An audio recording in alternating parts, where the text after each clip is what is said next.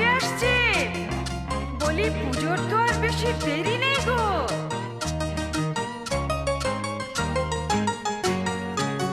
ঠাকুরজি কেমন তোমার ভাই লিখেছে পুজোয় ছুটি নাই, পুজোতে আসবে না বাড়ি। ঠাকুরজি কেমন তোমার ভাই লিখেছে পুজোয় ছুটি নাই, পুজোতে আসবে না বাড়ি।